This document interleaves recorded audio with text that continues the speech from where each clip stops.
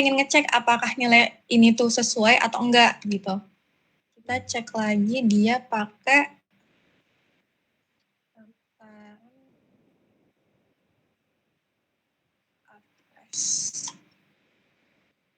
untuk kita cari tahu dulu sebelum kita ngehitung apparent resistivity, kita cari dulu nilai resistansinya atau hambatannya. Untuk sesuai dengan hukum Ohm kan hambatan itu adalah perbandingan antara beda potensial dengan arusnya. Jadi kita hitung sama dengan V dibagi dengan nilai I-nya. Kita double klik aja di bagian kanan bawah. Terus barulah kita cari nilai apparent resistivity atau nilai resistivitas semuanya. Resistivitas semu. Oke. Sebelumnya kenapa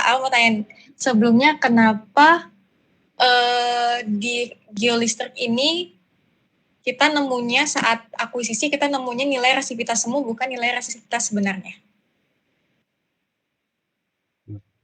Apa tuh? Apa ya?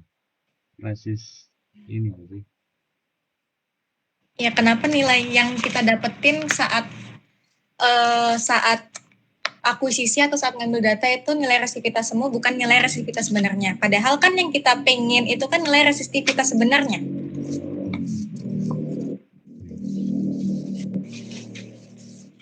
Aku jawab ya. Kenapa nilai resistivitas semu? Karena dalam pengolahan geolistrik atau dalam pengambilan data geolistrik ini, bumi ini kita asumsikan sebagai bumi yang homogen isotropis atau bumi yang memiliki satu lapisan yang sama dan searah. Gitu. Kayak yang ada di bukunya Telford, dia ngelakuin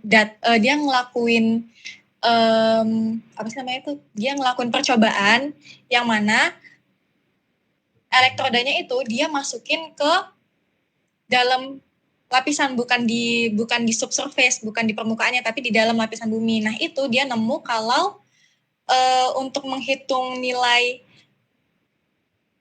resistivitas atau nilai bukan resistivitas, dia ngehitung nilai hambatannya itu dia asumsikan sebagai satu lapisan yang sama karena untuk menyederhanakan konsep geolistrik ini. Sebenarnya itu kayak yang dilakukan Telford ini nih. Nih. Terus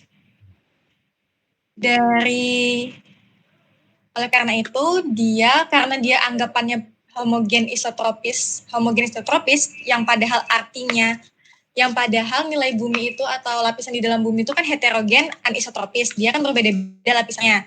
Makanya kita perlu pengolahan di restudin lagi untuk di inversinya biar kita nemu nilai resistivitas aslinya atau resistivitas sebenarnya. Ada yang ditanyain dulu nggak?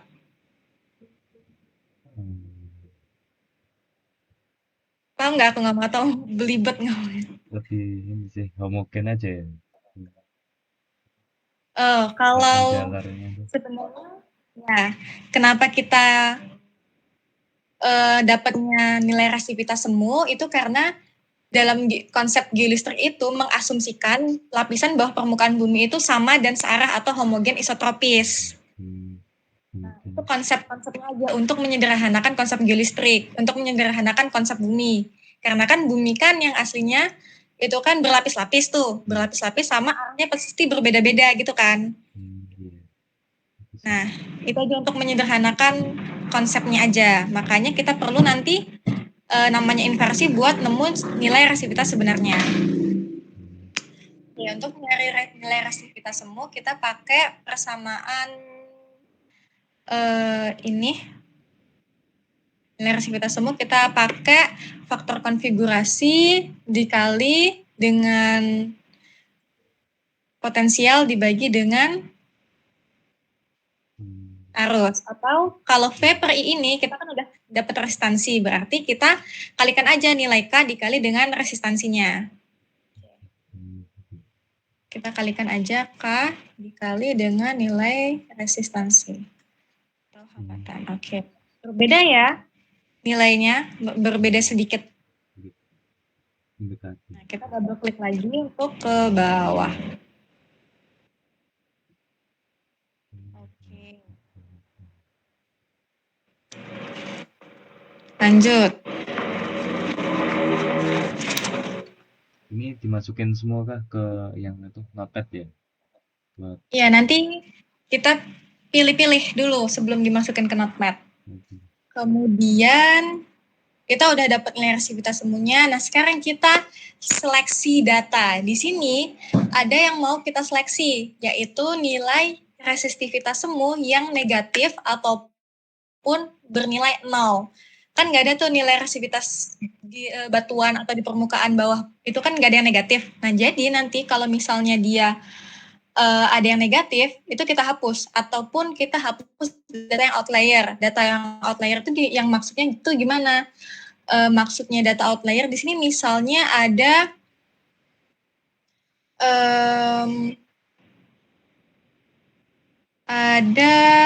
yang jalur ya, yang grafik apa namanya? jalur ya, misalnya di sekitarnya itu kan nilainya kayak puluhan bahkan ratusan, tapi dia tiba-tiba di situ nilainya 1, nah itu kita hapus aja, lebih baik dihapus saja kayak gitu. Oke, kita hapus dulu ya.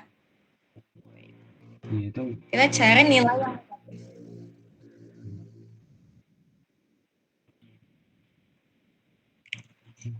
ya, dibuat grafik itu kan, yang kayak apa? Grafik titik-titik itu linear lah istilahnya. gimana? Nggak dibuat apa grafik linear biar tahu yang titik yang keluar dari outline. Boleh. Itu gimana ya?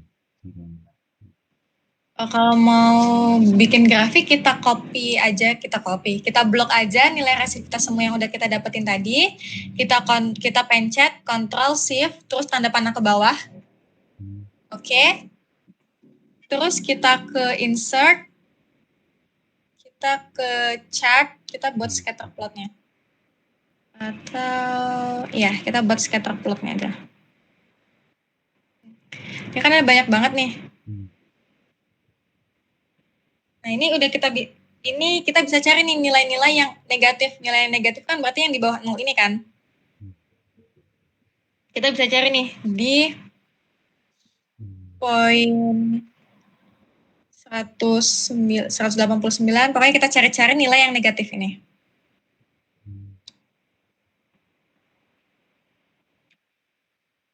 Kita hapus.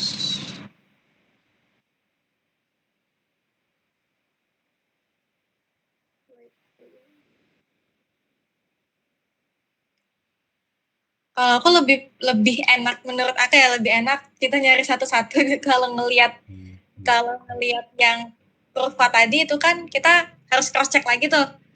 Lihat kurva hapus gitu kan. Jadi aku prefer kita ngecek satu-satu sih. Di resistivitas semua ini. Iya, di resistivitas semuanya.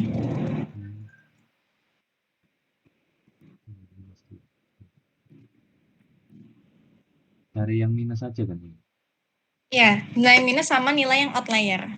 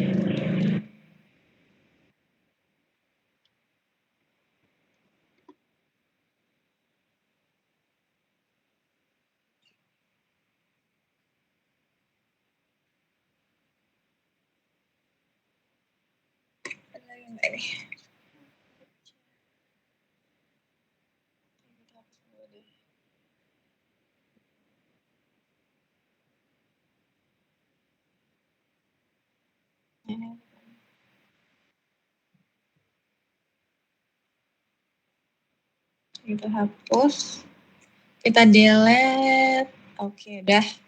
Masih ada nggak nih di sini yang minus? Di mana kah?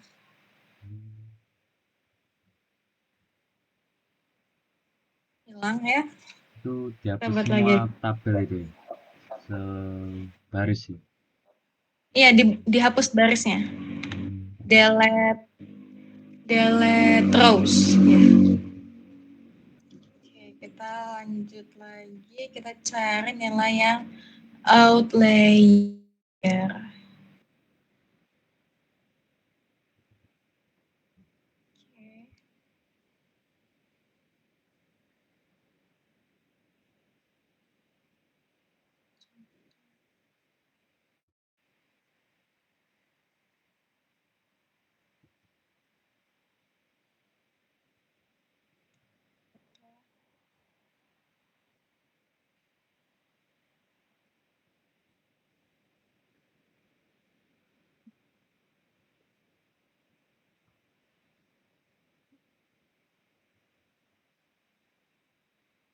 Oh, kelihatannya tidak ada yang outlier. Outlier berarti masih positif semua ya? Nggak keluar jadi negatif. Ya, kalau outlier itu kayak misalnya dia di sini 90, terus di sini 20, terus ada tiba-tiba nanti muncul resistivitas semu yang kayak 1, sekian atau 0, sekian gitu kan yang jauh banget tuh bedanya. Itu biasanya outlier. Di sini nggak ada ya. Oke, kita langsung masuk ke buat notepad-nya.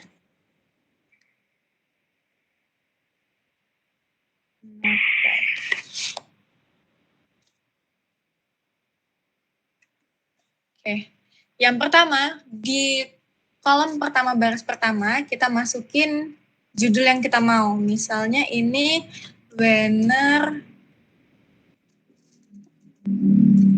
Alpha. Terus yang kedua atau template-nya kita bisa lihat di sini nih. Yang kedua itu spasi elektrodanya. Spasi elektrodanya itu 2. Terus selanjutnya ini adalah kode konfigurasi. Kode konfigurasi bisa dilihat di sini. Kalau misalnya dia Wener 1, kalau pol-pol 2, dipol-dipol 3, pol-dipol 4, Wener selam bersih sama selam bersih 7. Nanti kalau misalnya kita mau ada ngolah data selam bersih di bagian kolom pertama baris kedua, di bagian ini kita masukin angkanya, baris ketiga, kita masukin angka sesuai dengan keterangan tadi. Kalau ini Wener alpha berarti kita masukin kodenya adalah 1. Selanjutnya kita masukin jumlah datum poinnya. Jumlah datum poinnya kita bisa lihat di sini. Ada berapa nih jumlah datum poinnya? Kita hitung dari sini kan 1. Dia ada di 19 kan, di baris ke-19. Baris sebelumnya ke 18. Jadi kita lihat ke bawah ada berapa? Ada 363 sama dengan 365 dikurang dengan baris yang sebelumnya kan 18 tuh. Dikurang dengan 18. Jadi 347 datum kita saat ini adalah 347.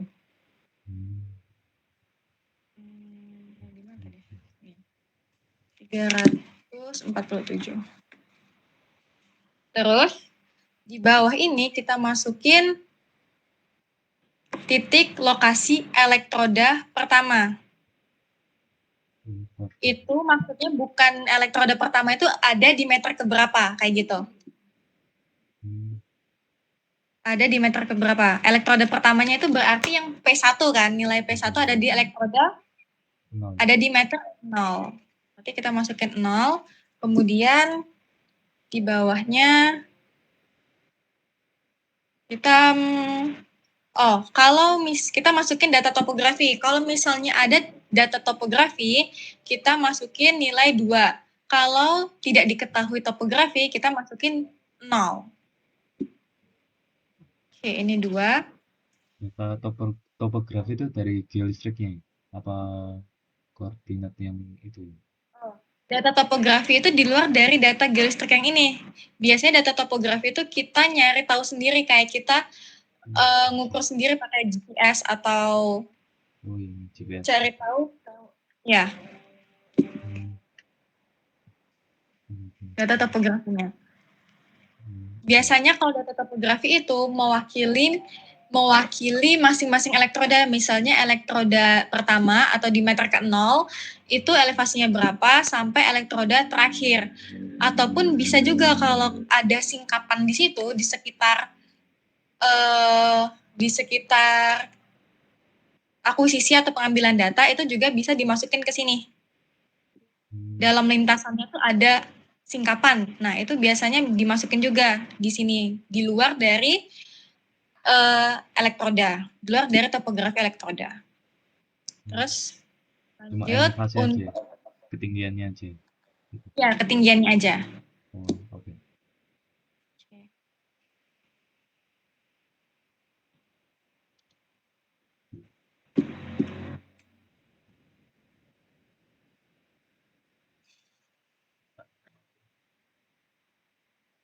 Lanjut untuk kolom pertama baris ke-7, kita masukin nilai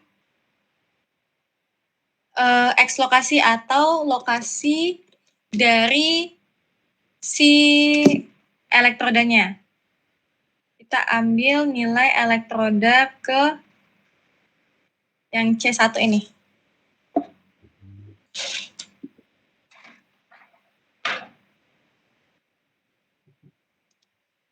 Kita ambil elektroda terluar ya. Jadi 0, 2 kita kopikan semuanya. Kita masukkan sini.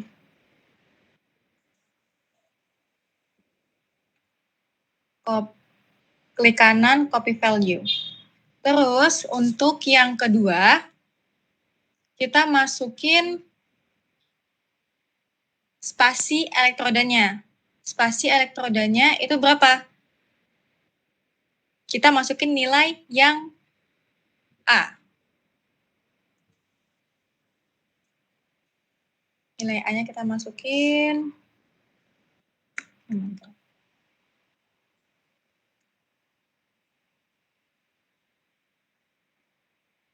Bisa ref gimana ya?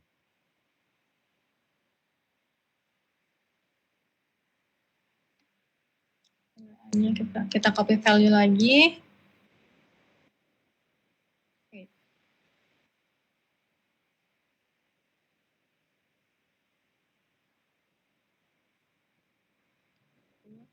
Terus yang ke kolom ketiga kita masukin nilai resistivitas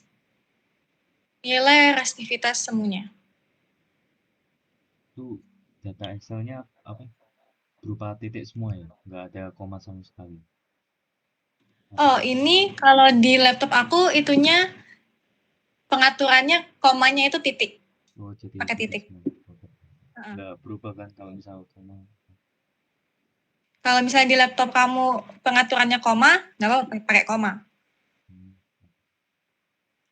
Udah. Nah, kalau ini kan di Wener Alpha. Kalau misalnya dia di Wener selam bersih ataupun selam bersih, ada tambahan lagi di sebelum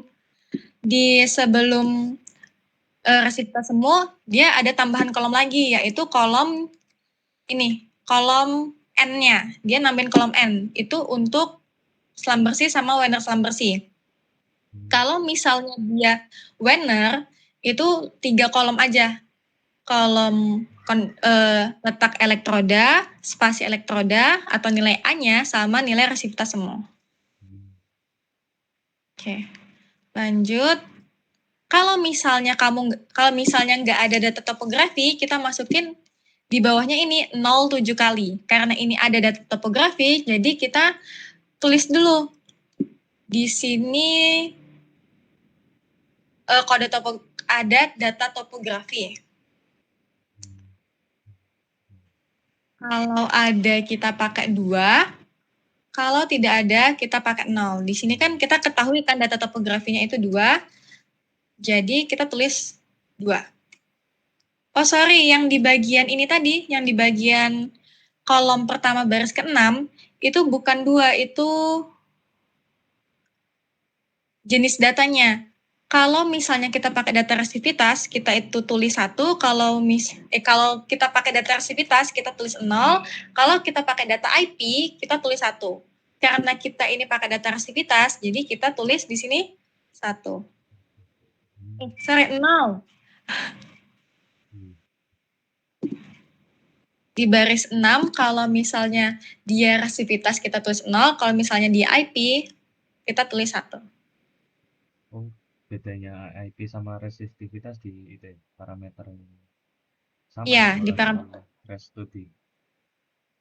Gimana? Buat IP sama resistivitas itu ngolahnya sama ya di ResStudy semua. Iya. Iya, sama. Boleh, bisa di ResStudy juga IP. Terus kita lanjut data topografi. Kalau misalnya ada data topografi ditulis 2, kalau tidak ada data topografi kita tulis 0. Karena di sini ada data topografi, kita masukin angka 2, kemudian di bawahnya ini kita masukin ada berapa banyak data topografi. Kita lihat dulu di sini ada berapa banyak. 49 dikurang 1, ada 48 data topografi. 48 data topografi. Kemudian di kolom pertama itu kita masukkan lokasi topografinya tadi, X lokasi dari topografinya. Oke.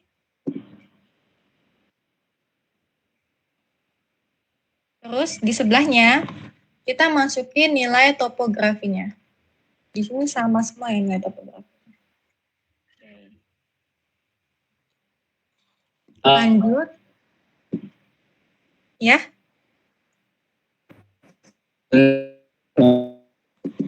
Macet, sorry.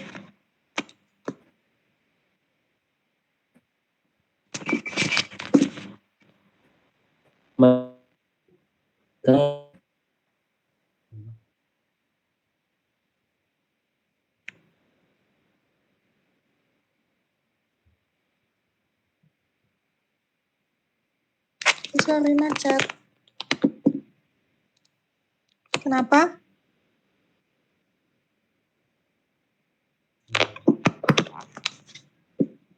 Suara aku jelas nggak atau macet? Jelas, masih. Oke. Terus di bawah ini kita masukin data penutupnya berupa 0,4 kali. Oke. Nah, kalau udah ini data siap olah kita masukin ke Notepad.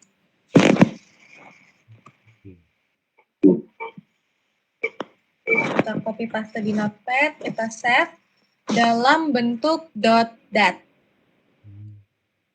Gimana ya?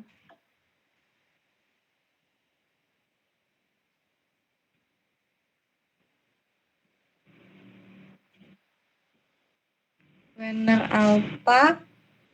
Di sini kita pilih save as type-nya, kita pilih all file, terus di belakang Wener alpha kita tambah .dat. Nah. Oke.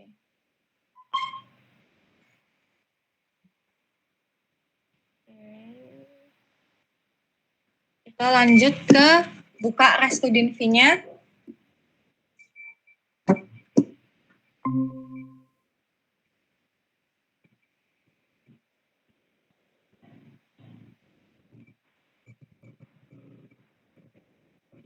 Kita buka ResStudentV-nya, terus kita pilih file, terus read data file.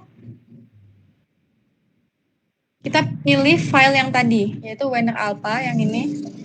Oke, read data, oke. Ini kita okein lagi, oke. Terus kita pengen edit dulu nih.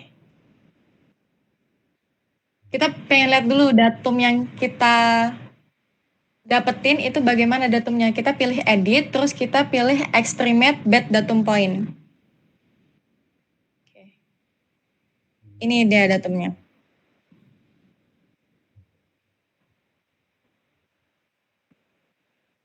Nah, ini dalam gimana? Yang LX Pack ini kedalamannya. Oh iya. Heeh. Ini adalah kedalaman dari datumnya. Terus kita di sini mau menghapus datum-datum yang jelek ini, yang outlier ini. Tapi dalam menghapus datum, kita tuh nggak boleh banyak-banyak menghapus datum karena nanti informasi yang didapat itu bisa hilang. Misalnya di sini ada datum yang ke bawahnya itu kayak rapi gitu kan. Misalnya di sini ke bawah tapi ngikut semuanya ke bawah gitu. Itu boleh dihapus, boleh juga enggak. Tapi gimana cara ngomongnya? Jangan banyak-banyak karena kalau misalnya banyak-banyak, misalnya di situ emang anomali ada sesuatunya lah, kayak misalnya ada mineralnya gitu misalnya. Jadi kehapus, jadi nggak terlihat lagi di hasilnya nanti. Jadi kalau mau ngapus datum, itu yang bener-bener kayak kelihatan mencleng, gimana sih ngomongnya ya, yang kelihatan Atas bawah ya. di atas bawah gitu. Kalau yang lurus ini termasuk ini, Yang lurus ini. enggak yang kayak nggak ada itu apa? Garis ke Yang mana? yang apa ya? Di 14 itu ada 14 14. 12 yang Ya, kanan. Ya itu, yang bawahnya. ini. Oh, ini memang nggak ada karena ini mungkin data yang kita hapus tadi itu mungkin data yang minus ataupun data yang outlier yang udah kita hapus di sebelumnya. Makanya dia di sini tidak terbaca datumnya. Oke, kita hapus-hapus. Itu hapusnya tekan apa tuh? Di Oh, diklik aja, oke. diklik biasa. Hmm. Terus lagi ya yang kira-kira mau dihapus. Ini boleh deh.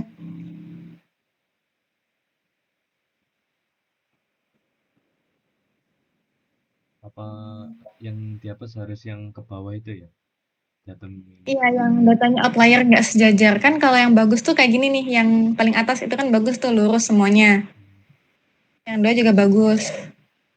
Yang ke atas Yang atas datanya, dikit itu berarti masih oh yang aman. ini, Iya, yang gitu. kalau yang atas-atas sedikit, kalau misalnya dia kejauhan, itu mending dihapus aja. Kalau misalnya dia masih terlihat normal, karena ada kemenerusannya kayak gini, kan dia naik, tapi kan ada menerusnya nanti. Menerusnya tuh kayak perlahan, enggak yang tajam banget gitu. Itu dihapus. Kayak gini misalnya nih. Yang ini. Ini kan dia langsung tajam banget turun ke bawah gini kan. Itu mending kita hapus aja. Kalau udah, kita exit, terus kita save ulang. Exit with edit window, kemudian kita save. Oke, kita save lagi. Di sini. Banner alpha. Remove datum. Buat selam bersih sama ya? Apa? Ini Di sama aja. Untuk pengolahan di Restudin itu sama aja semuanya kecuali dia yang mau masukin ke notepad-nya tadi. Kan kalau selam bersih itu kan ada 4 kolom, kalau Banner alpha cuma 3 gitu. Udah diedit, terus kita ubah settingannya.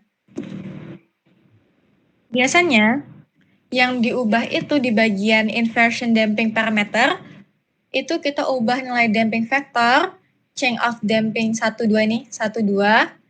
Terus yang ini 3-3-nya, udah. Itu doang biasanya yang diubah. Oh itu udah sama inversinya. Belum, nanti inversinya di bagian inversion lagi. Ini kita mau ngubah settingan inversinya biar hasil inversinya tuh lebih bagus gitu. Yang pertama kita ubah damping factor atau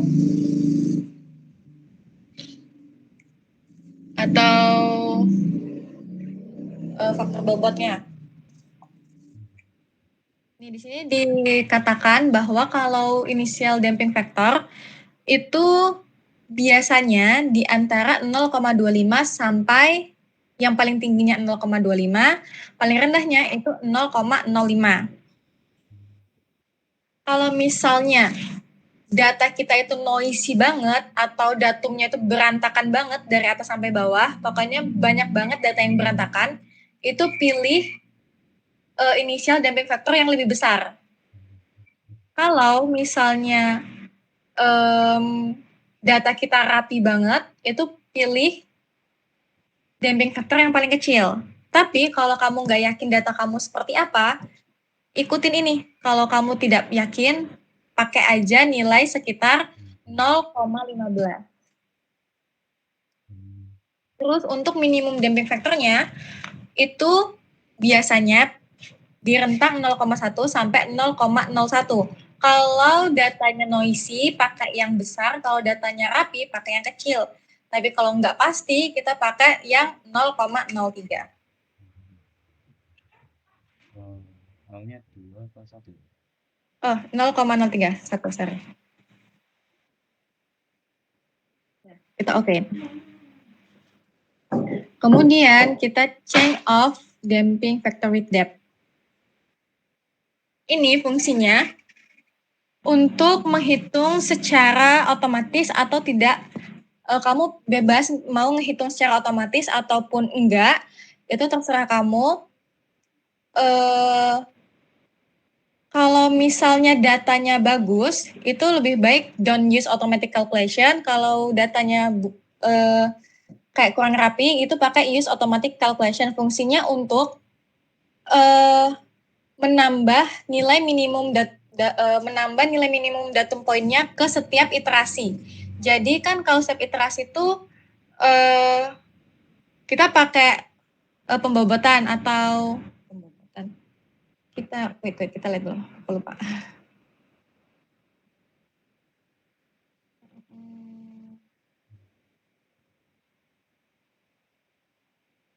Keredaman, oke. Di bagian ini kita pengen tahu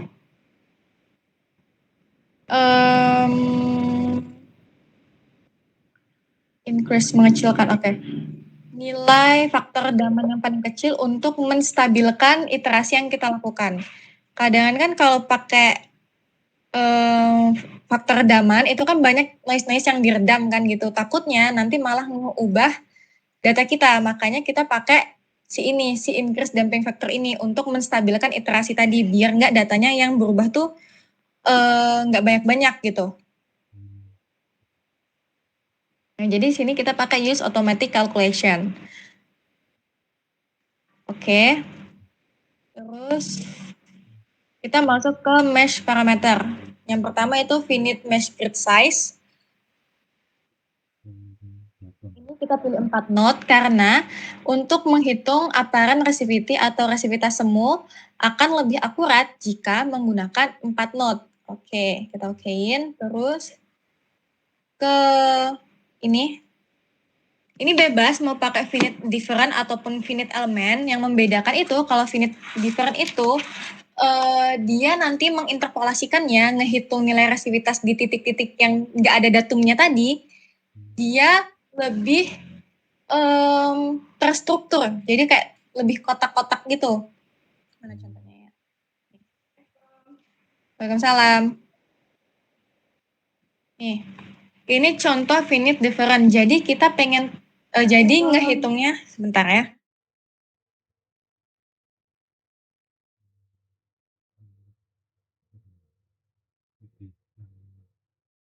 Ini bentuk vertikalnya itu ya, interpretasi yang vertikal.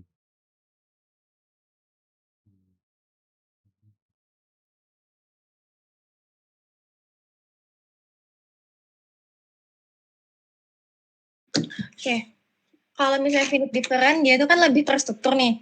Dia nanti menginterpolasikannya sesuai dengan mesh. Mesh itu yang center of element ini, atau node-nya. Dia itu terstruktur harus kayak misalnya bentuknya kotak-kotak gitu. Biasanya finite different itu dipakai kalau misalnya data topografinya itu bagus ataupun lapisannya itu bagus. Udah ada penelitian terdahulu yang ngomong bahwa lapisan di situ tuh kayak datar-datar sama kayak gitu.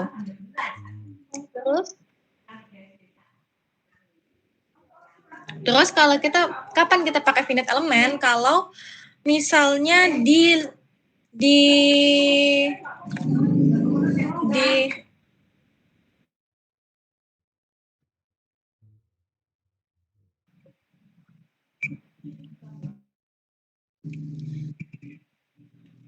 di lapangan kita ngelakuin pengukuran, dia itu topografinya nggak rata, gitu-gitu. Ataupun data yang kita punya itu berantakan. Kita pakai yang finite element, karena finite element itu lebih fleksibel daripada finite different. Kan kalau finite different itu tadi kan harus kotak nih.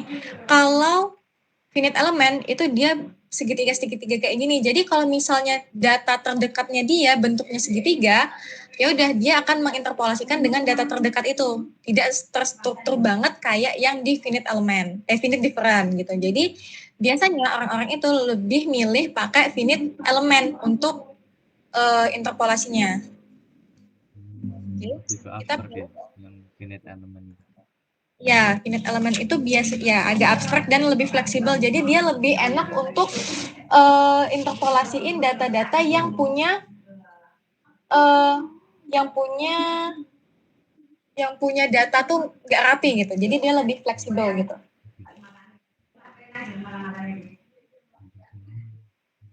Oke. Kita finite element oke. Terus kita ke mesh refinement. Nah,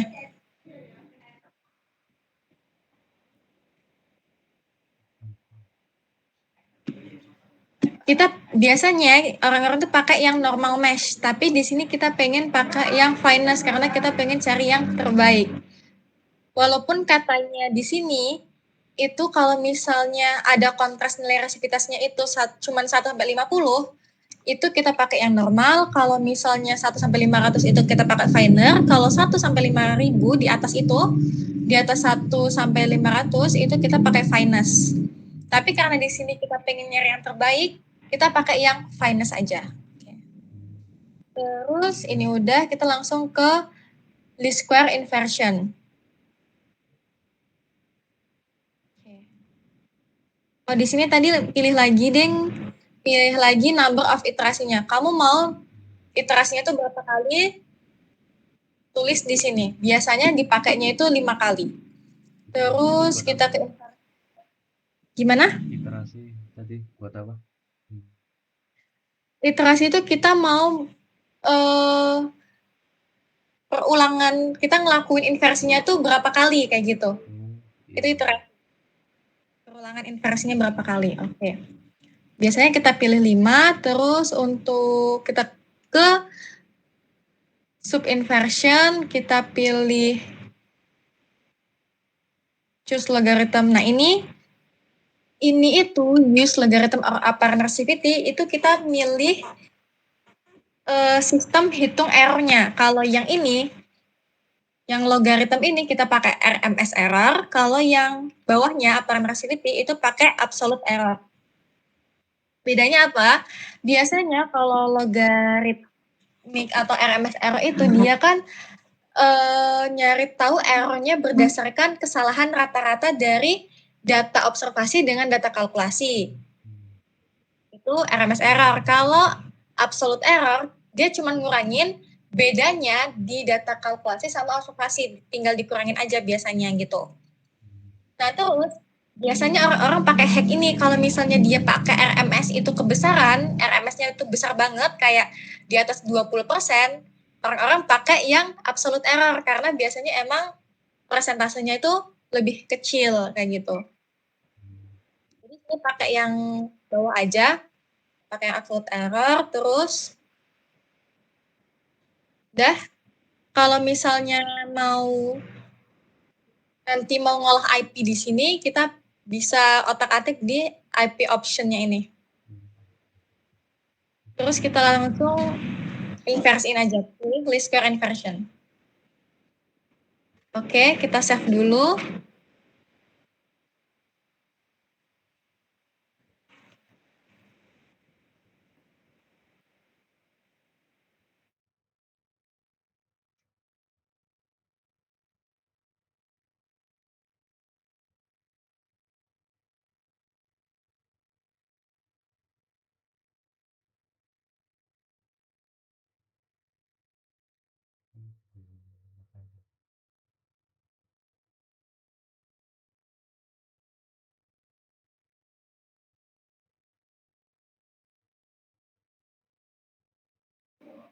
Oke, kalau misalnya mau nambah iterasi, itu kita bisa ketik mau berapa kali iterasi lagi yang mau kita lakukan, misalnya 1 kali iterasi lagi. 1.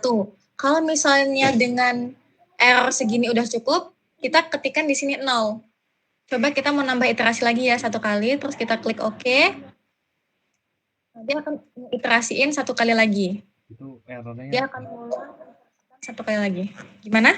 itu errornya harus di bawah 10% ya kalau nggak salah, apa gimana biar enggak? Tergantung. Biasanya errornya itu yang dipakai, yang dinormalisasikan itu yang di bawah 20%. Kalau yang di bawah 10, kita ngelihat datanya dulu. Kalau misalnya datanya cukup berantakan, itu di bawah 20% itu udah oke. Tapi kalau misalnya datanya bagus, rapi gitu, yang semuanya lurus-lurus tadi datumnya, itu biasanya di bawah 10%. Jadi 10 di bawah 20 itu udah oke nilai errornya. Apalagi kalau misalnya nanti kamu pakai dipol gitu kan ya, biasanya errornya itu bakal lebih besar dan bakal lebih besar. Kalau misalnya dipol itu biasanya di atas 20 itu masih di okein gitu sama dosen. Tergantung juga sih dosennya mau berapa. Kalau ini udah nggak mau iterasi lagi, kita ketik 0. Atau kalau misalnya kita pengen nilai errornya itu lebih kecil dari ini di iterasi kelima, kamu bisa change setting lagi di bagian damping factor sama change of damping factor with depth ini. Bisa kamu ubah-ubah, atau damping factornya kamu naikin, initial damping factornya kamu naikin, sampai nilai errornya itu turun. Gimana itu yang damping factor tadi ngubah nilainya? Di bagian ini. Aduh, di ini. Di yang ini. Kita ubah-ubah. Kalau misalnya errornya kurang kecil gitu, kita coba aja dinaikin, ini juga kalau ini dinaikin, ini dinaikin juga kayak gitu. Kita trial error sampai nilai RMS atau nilai errornya itu kecil gitu, yang menurut kita kecil. Seperti itu. Di trial and error aja di bagian damping factor. Sama di bagian change of damping factor ini bisa ditambah atau dikurangin lagi.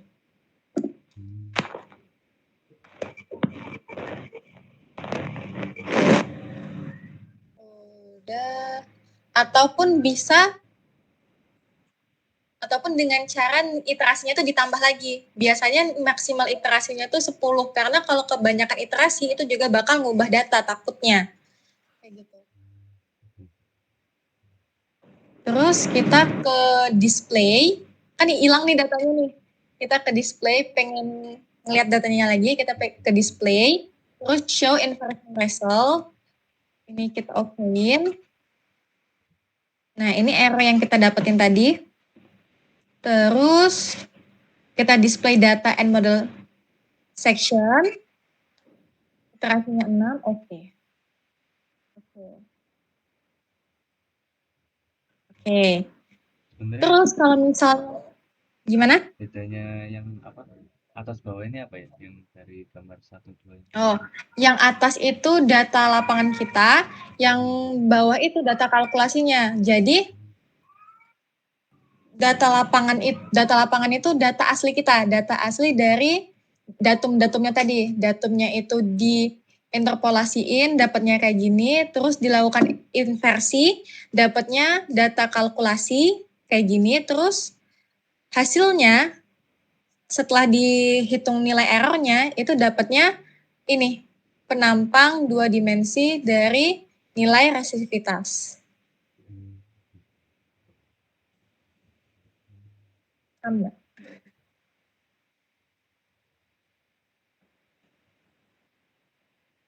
Ada yang mau ditanya dulu nggak?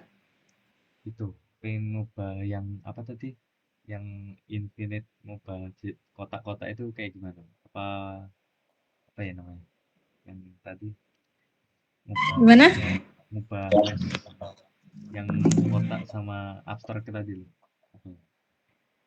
Yang ngubah apa, sorry? Apa ya? Lupa. Oh, yang Gimana? apa ya? Lupa apa sih? Yang setting sebelumnya, Mbak. Apa ya? Yang mana? Yang terakhir pas di change setting apa ya? Bukan ini. Ini. Ya, bukan yang bukan finance match. Yang bentukan itu apa, Mbak? Yang di PPT tadi, Oh, yang oh yang ini. finite. Sorry. Oh ya, Iya, terus finite ini. jadi Kenapa? itu diubah jadi difference. Itu gimana ya? Oh, mau nyoba jadi finite different. Iya, finite difference. Apa sama ya bentukannya?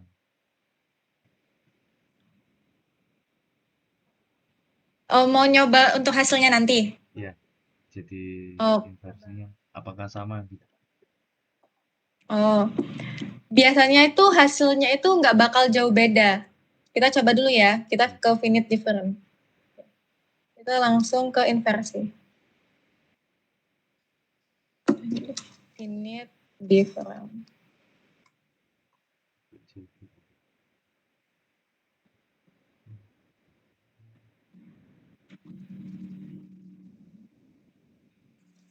Hmm.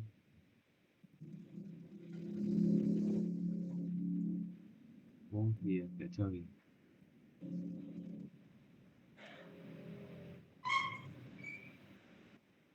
Hmm.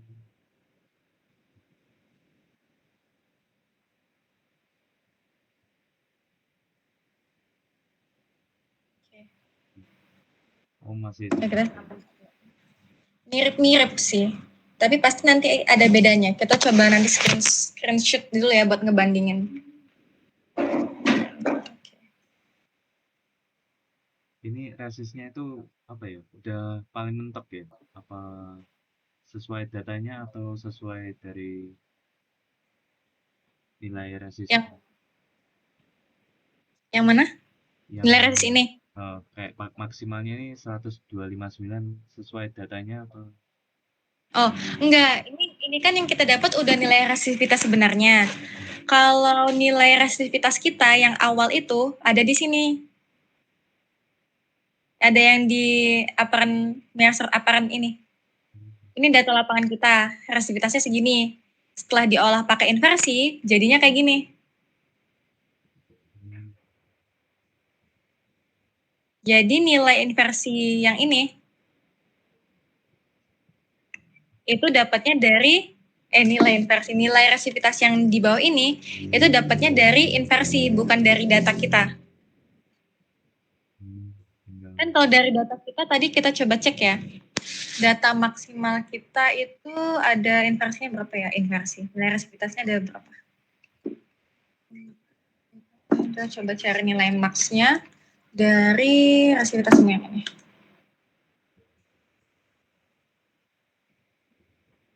Nih, nilai maksimal, nilai resistivitas semu maksimal yang kita punya hanya 170 ohm. Sedangkan nilai maksimal yang ada di hasil inversinya itu di 1259.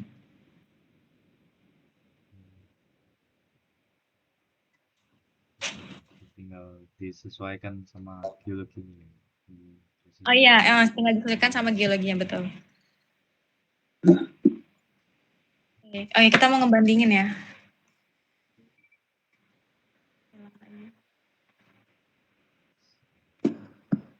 Display section.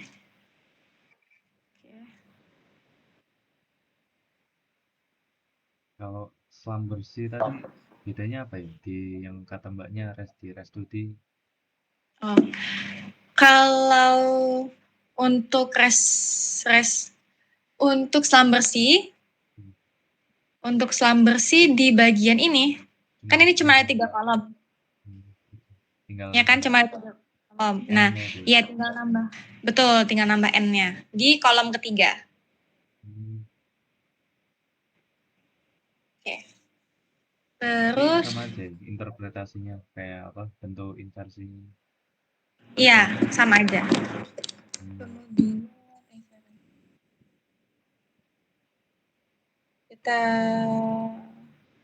kita pilih lagi. Kalau misalnya kita mau nampilin data yang sebelumnya, yang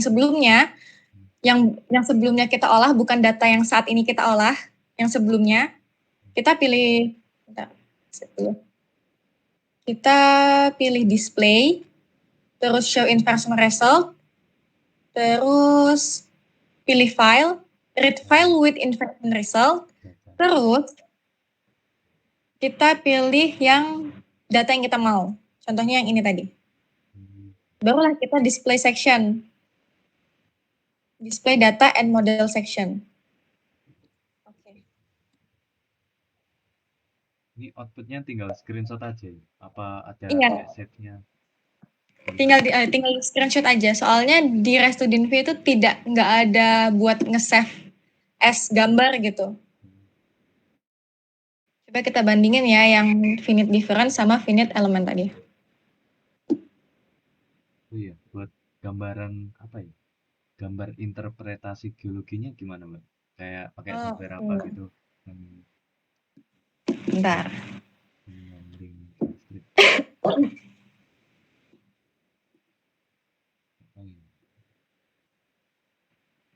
Nah, kalau mau buat interpretasi, biasanya itu kan pakai server itu. Server, iya. Nah, pakai server, jadi wait. Tinggal dibentuk-bentuk aja ya, apa disesuaikan. Ya, tapi kamu bisa juga nih kan, kalau biasanya kan di screenshot tempel di server, terus ditempel-tempelin gitu kan. Ini kita save aja, file, kita save. Nah, save data in server format. Nge-lag ya? Kalau buat interpretasinya kita pilih save data in server format, klik. Oke. Kita pilih kalau ada topografinya, kita pilih ini, model resivity with topography. Klik aja yang ini, pilih yang ini, model resivity with topography. Terus kita oke. Oke. Oh, kalau mau save ada topografinya, kita perlu display section, terus include topography in model display. Oke. Nah, karena topografinya tadi sama, jadi bentuknya datar-datar aja. Terus kita pilih save data server. Terus kita pilih model resivity with topography. Oke.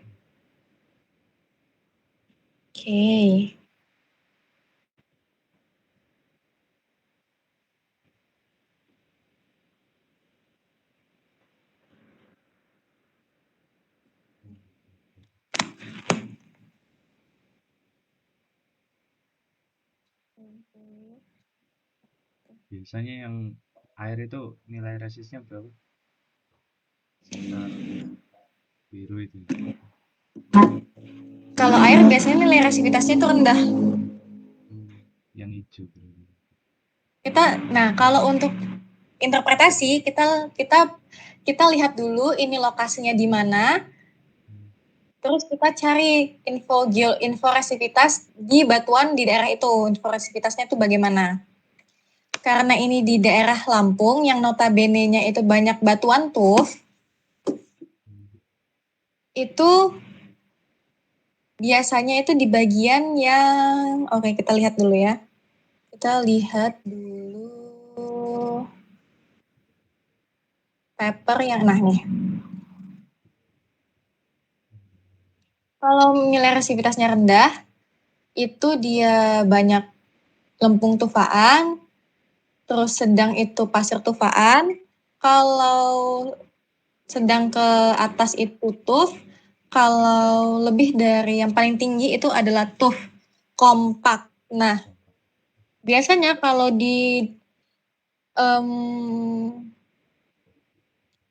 kalau batuan yang mengandung air atau yang memiliki air, itu dia harus punya porositas dan permeabilitas yang bagus kan. Biasanya itu ada di batuan pasir kan, bukan di lempung. Karena lempung itu kan sifatnya permeable, iya kan? Impermeable. Oleh karena itu kita cari yang pasir, yaitu nilai rentang reaksinya dari 20 sampai 80.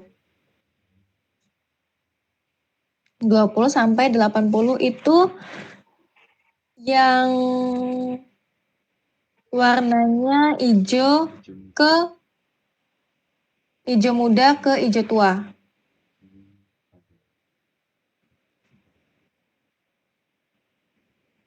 Nah ini, oh ya sebelumnya ini perbandingan yang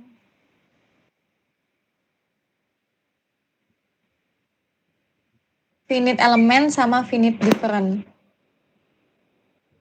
Kalau dilihat-lihat nggak ada perbedaannya kan ya? Wow, sama aja. Tak keren yang kayak kotak-kotak. Oh enggak, MT itu. bukan. Terus sepertinya aku tahu apa yang kamu maksud. Wait, kita exit dulu.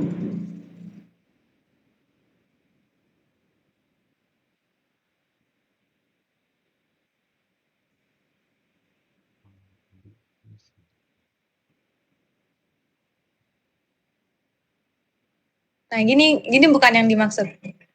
Oh, iya. Nah, ini tuh bukan yang kayak kotak-kotak yang kayak gini, bukan hasil finite different. Hasil finite different tetap yang kayak gini. Tapi dia cara interpolasinya gitu. Nyari interpolasinya tuh sesuai sama tetangganya. Kalau misalnya interpolasi yang finite element itu tetangga terdekat, kalau finite element itu tetangga yang punya relevansi atau punya satu kelurusan sama data itu.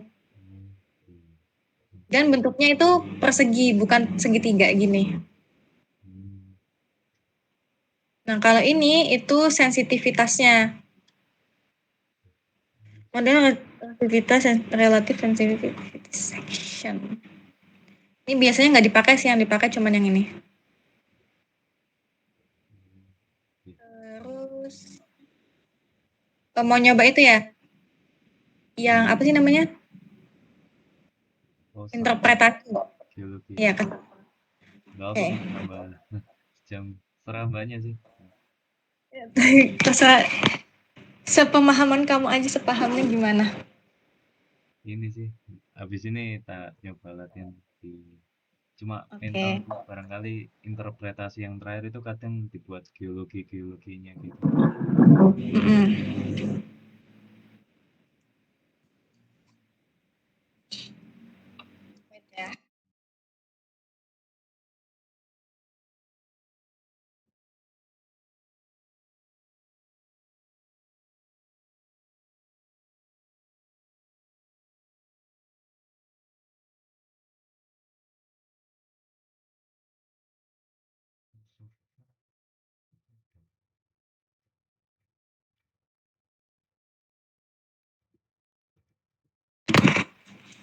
Oke, kita ke new plot.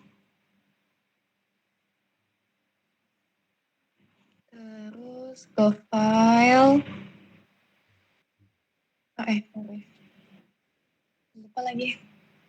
Untuk itunya kita ke grid data. Kita mau pengen biasanya interpolasinya itu pakai apa? Kriging, co-kriging gitu kan.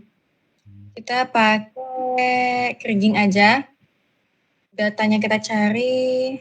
Formatnya masih gambar apa gimana? Format apa? Format yang dari Rastudi tadi. Yang Kalau yang dari Rastudi tadi yang ini. Yang display section. Kita pilih dulu info topografi in model display. Oke lagi. Nah, kita klik file, kita save-nya dalam data server, dalam format server. Save data in server format. Itu nama format inputnya tadi yang di server. Iya, inputnya juga yang format server. Terus gimana aku nyimpan tadi ya.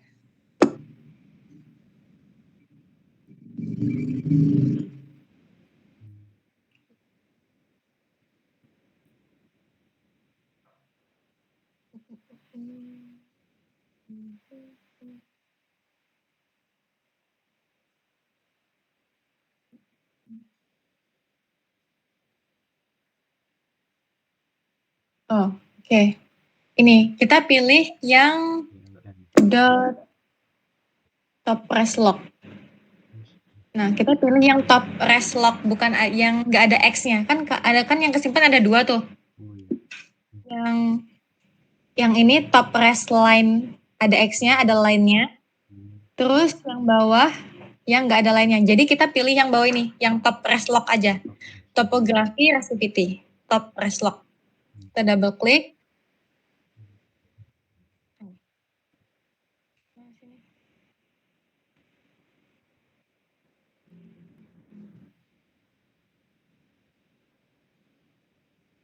Oh ya, kita pilihnya yang format .dat ya. Top res lock yang format .dat. Oke. PLN tadi gak jadi ya? Enggak. Oh, gini. Nah, terus kita next lagi. Next lagi.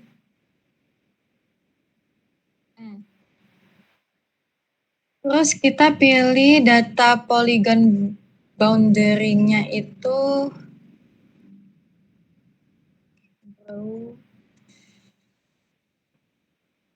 baru ini pilih yang top res lock BLN. Oke. Ini output grid-nya mau kita simpan di sini. Oke. Kita finishin coba.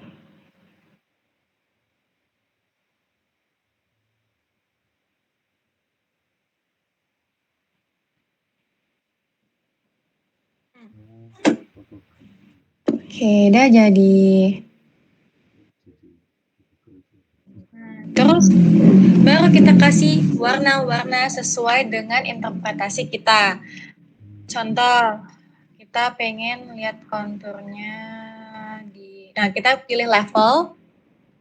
Terus kita fill konturnya kita centang, terus grayscale-nya kita pilih rainbow atau rainbow 2 bebas. Kayaknya bagus rainbow. Oke, nah terus kita ke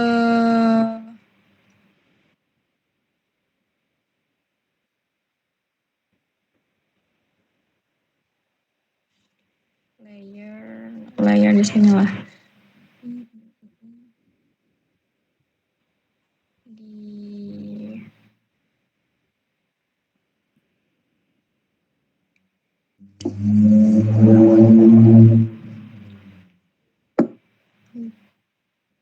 General.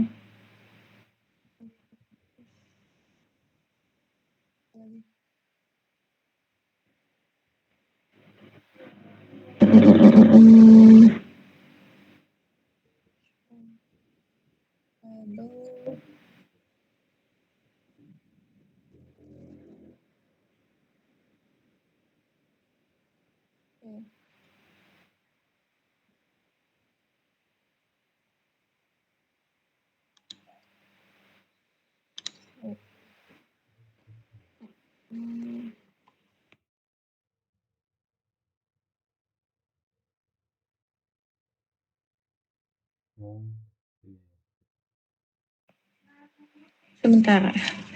Ngatur ininya sepertinya agak lupa saya.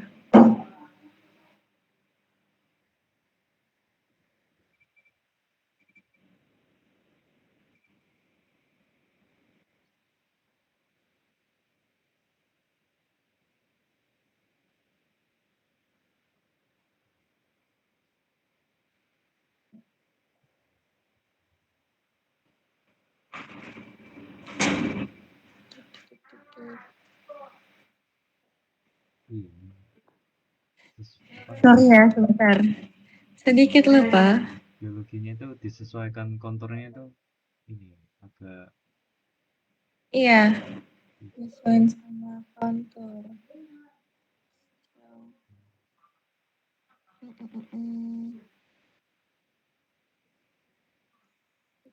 Deh. Oh.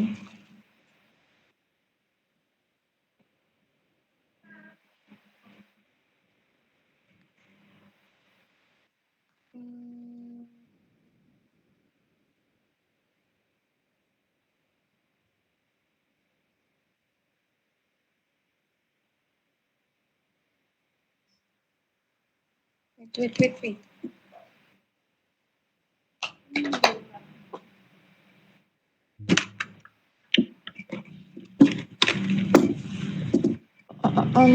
Layer no.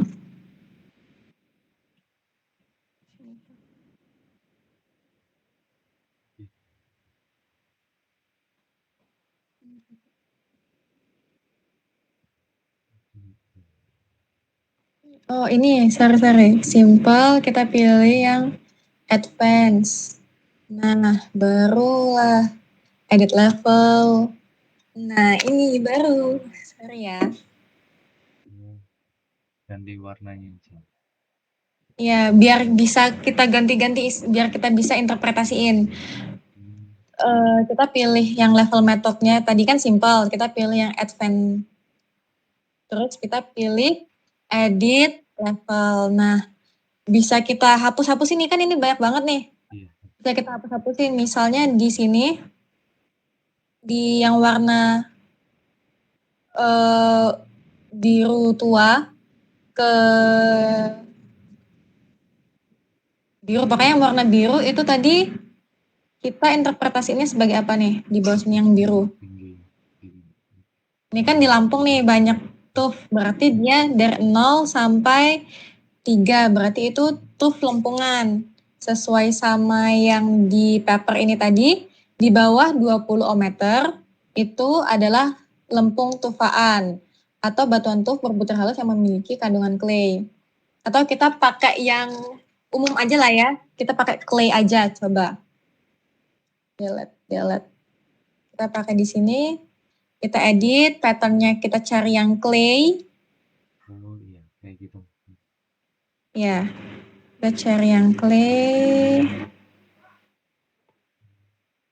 Terus warnanya, warna garisnya itu hitam. Terus backgroundnya kalau clay biasanya warna hijau kan. Kita pakai yang warna hijau. Mana ya hijau, yang hijau. Oke. Kita apply. Nah, udah keubah kan yang bagian ini. Oke, terus kita itu lagi. Patternnya kita cari lagi yang biru, yang masih ada kan biru-biru di sini.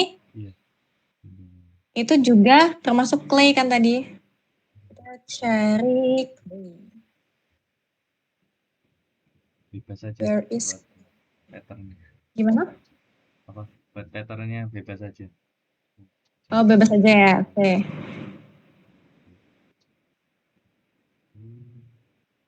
Bebas ketemu. Ininya hitam. Ininya. Oke. Play lagi. Nah, oke. Terus di warna apa lagi nih? Di resist yang 20 sampai 80 itu pasir. 20 sampai 80 itu warnanya yang mana tuh? Hijau sampai kuning gitu kan lah ya. Hijau ini sampai kuning ini. Berarti ini kita kan misalnya ada rentang nih, misalnya kita mau pasirnya itu dari hijau ini 1,4 sampai level 2,4 nih, 1,4 sampai 2,4. Nah, yang lainnya itu boleh dihapus, di delete. Biar nggak kebanyakan kita ngotak-ngatik ini. Foregroundnya, warna garisnya hitam, terus warna backgroundnya bebas lah ya, pasir kuning. Oke, terus kita lagi di sini warna backgroundnya, terus di sini kuning, ininya hitam. Oke, terus kita apply nih. Oke, banyak banget ya. Oke. Kita boleh add lagi nih kalau kebanyakan. Kalau kebanyakan kita ngehapus, boleh kita add lagi. Oke, udah tahu Mbak. Udah? Oke, iya. Oke, sekian. Oke. Semoga bermanfaat Mbak. Udah, paham? Paham Mbak. Siap. Oh, nggak apa-apa kita tambahin sedikit ya. Nggak apa-apa, nggak, kamu nggak usah. Kan tadi juga mulainya agak terlambat ya. Terus ini misalnya, kan kalau color bar-nya nih, kan kalau misalnya kamu ngolah banyak lintasan, biasanya dosen itu mau color bar-nya itu sama. Iya kan, biasanya. Nah, terus kita pilih dulu nih file. Kita cari dulu nih dari banyak lintasan itu, kita pilih salah satu file yang menurut kita itu paling recommended gitu. Kayak misalnya range-nya itu nggak terlalu jauh dengan range yang normal yang paling kita pengen gitu kan. Terus kita pilih file, terus save contour value. Kita save value-nya, nilainya kita save. Save misalnya di sini, jangan di sini deh.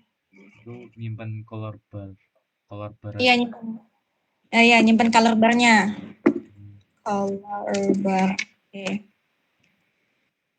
Terus kita mau nambahin color bar itu ke data lain. Misalnya kita mau ke data yang lain ya. Misalnya data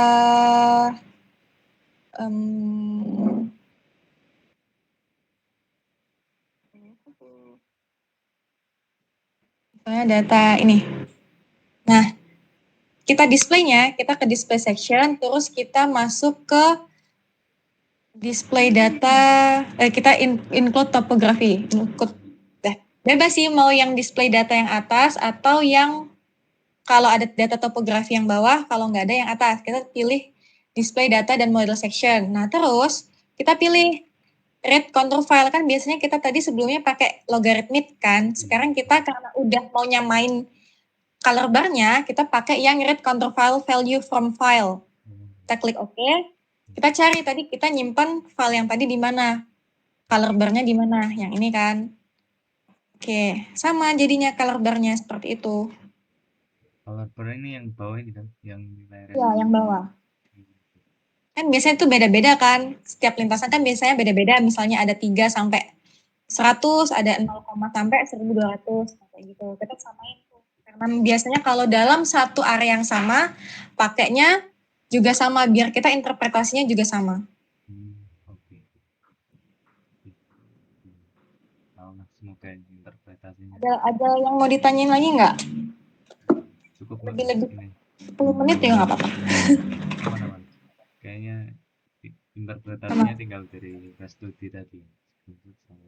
Udah? Yang di server udah bisa? Insya Allah. Ini sudah record sih. Nanti tak ulang-ulang. Tak belajar. Oke, terus ubah ke notepad-nya sudah bisa? Ke yang dari QC datanya aman sih. Nanti aman. Terus format ininya? Format notepad kalau Wener gimana, kalau Slambersih gimana? Udah paham kan? Yang ngubah nilai dari 0 atau 2 ya? Gimana? Wow, bukan, sorry. Bukan yang kalau misalnya Slambersih itu kan ada 4 kolom. Kalau Wener cuma 3 kolom. Terus ini juga jangan lupa diperhatiin kalau Wener kan 1, kalau Slambersih kan 7 nih di sini. Ngubah nilai sama nambah kolom N tadi ya? Iya.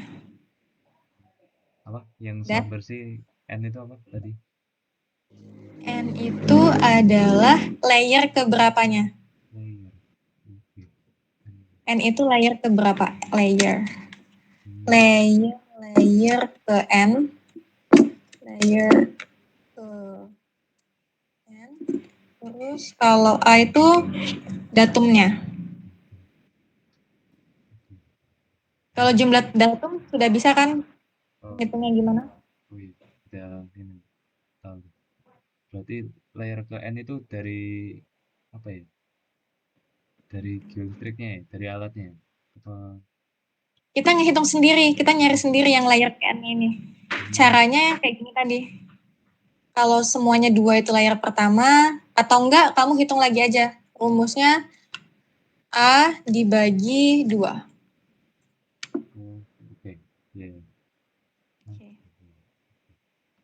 QC datanya kita ngehapus, sudah paham? Udah aman Mbak. Oke, aman? Oh berarti nggak pakai stdev ini ya, yang deviation Gimana? ini yang kolom stdev ini nggak kepake apa gimana? Enggak, ini standar deviasinya. Kita Iya, formalitas. perubahan antara resivitas yang satu sama yang lainnya itu berubahnya itu seberapa jauh gitu aja. Oh, oke. Oke, paham Mbak. Aman. Aman? Oke. Oke, terima kasih. Oh iya, makasih Mbak. Terima kasih ya, semoga bermanfaat. Sorry Iya, kalau ngomongnya agak belibet. aman. Aman Mbak nilainya. Makasih. Sorry ya, terima kasih. Assalamualaikum. Waalaikumsalam.